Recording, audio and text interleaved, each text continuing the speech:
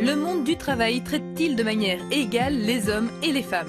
À l'occasion de la Journée internationale de la femme, Europarl TV a rencontré 3 d'entre elles, 2 exerçant des métiers d'hommes et une politicienne. Leur combat n'est pas si différent. Londres, ses taxis et ses bus où les femmes sont plus présentes sur les affiches que derrière le volant. Mais un étage plus bas, surprise, aux commandes de ce métro, c'est une femme que l'on retrouve. The station is Kennington where this train will terminate. Traditionally it was a man's job because it was used to be a heavy job. You used to have to lift couplers and things like that. And with technology now, that just doesn't happen anymore. Anybody could do it. The thing is, you need to keep a cool head if things go wrong, and I think that's where most people fall down and panic. And you can't really afford to panic when you've got up to 1,000 people on your train. Debbie, 49 ans, informaticienne de formation, est devenue conductrice de métro pour ses enfants. I've got a 9-year-old, and fitting it in around school hours and stuff like that, it's a good job. Les transports publics londoniens fêtent les 100 ans de l'arrivée des femmes chez eux. It's still unusual. I mean, if you look at representation of women in transport for London, some 22% of the workforce are women. But if you look at the operational side of our business, so people who are driving trains, operating the stations, there's about 13,000 women, but only 15% representations. La proportion est bien moindre ici à Bruxelles pour les pompiers. Sur 1000 personnes, 8 seulement sont des femmes. Nous avons rencontré l'une d'elles, elle est lieutenant à l'état-major bruxellois. Tout le monde avait très peur de voir arriver une femme officier en se disant j'aurais pu arriver comme une princesse et piquer des crises de nerfs.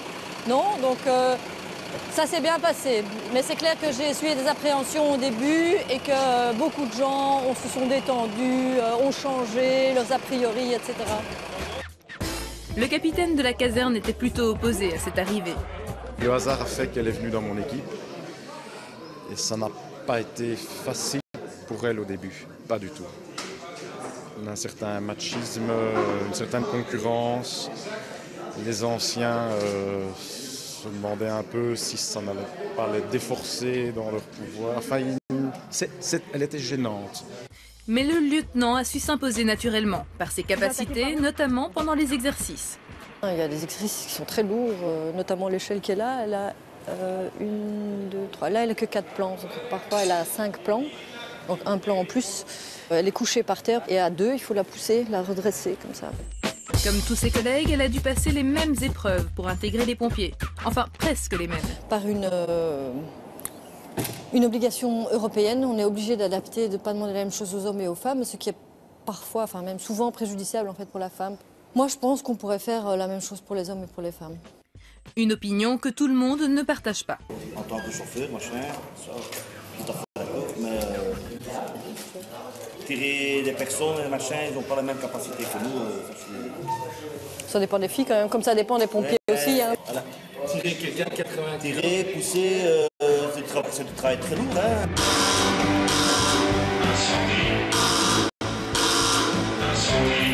C'est au tour du lieutenant Hubin d'agir.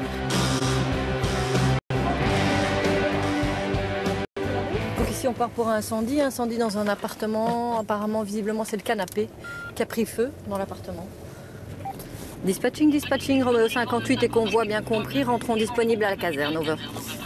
De retour à la caserne, le lieutenant rencontre la députée européenne Maria-Arena, venue discuter de ses métiers dits d'hommes.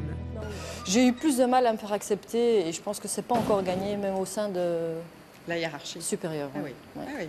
Est-ce qu'il y a une question de génération dans l'approche par rapport à la femme? Aussi, chez vous, chez les pompiers, c'est aussi ça. Ouais. Je pense qu'on a... La génération d'hommes plus âgés a plus de mal à voir arriver la femme parce qu'ils ont un parcours qui est un parcours homme, 100%. C'est lié à toute la progression sociétale aussi, tout à fait. Dans le domaine, donc ça se rejoint. Les pompiers sont peut-être un peu plus lents, mais... Non, je vous rassure. Non. Les politiques, c'est la même chose, à mon avis. Au premier gouvernement, j'étais la seule femme dans le gouvernement qu'avec des hommes d'une ancienne génération et qui n'étaient pas du tout prêts à accepter les femmes. En disant, ouais, la petite jeune, elle est là parce que c'est une femme, c'est les quotas. La petite anecdote, c'est quand j'ai annoncé à mon fils qui avait 7 ans que j'allais être ministre, il m'a dit, mais non, c'est un métier d'homme. J'ai dit, ah là, il faut que je reprenne son éducation parce que s'il y a 7 ans... Une quinzaine d'années plus tard, Maria-Arena est devenue députée européenne. Je pense que quand on regarde ici sur l'escalator, je pense qu'il doit y avoir autant d'hommes que de femmes. Ça ne veut pas dire que ce soit égalitaire. C'est-à-dire ? Ça veut dire que je pense qu'au niveau politique, il y a encore du travail. On n'est pas à 50-50 au sein du Parlement, au sein de l'Assemblée. Il y a beaucoup de personnes qui travaillent avec les politiques qui sont des femmes. Souvent, les assistantes, il y a beaucoup de femmes. Ce matin, elle est habillée en tailleur pantalon pour défendre un rapport dans le domaine du commerce international. Je pense souvent à notre amie lieutenant Pompierre qui dit qu'elle devait changer effectivement ses attitudes pour être crédible. C'est un peu la même chose ici. On doit parfois avoir une attitude beaucoup plus stricte pour être crédible. Et je pense qu'on doit vraiment venir avec des arguments béton, qui sont des arguments techniques, sans pour autant retirer le côté plus intuitif qu'on peut avoir. Mais moi, je suis venue avec des documents écrits, avec une projection, avec toute une analyse. Et il y a eu des interventions d'hommes parlementaires qui ont simplement, comme ça, sur des arguments pas du tout construits, dit que ce qui était affiché n'était certainement pas la réalité. Et donc, je trouve ça très particulier. Oui. Avec à peu près 30% de femmes au Parlement, on se rapproche de la parité. Mais il y a encore du chemin à faire.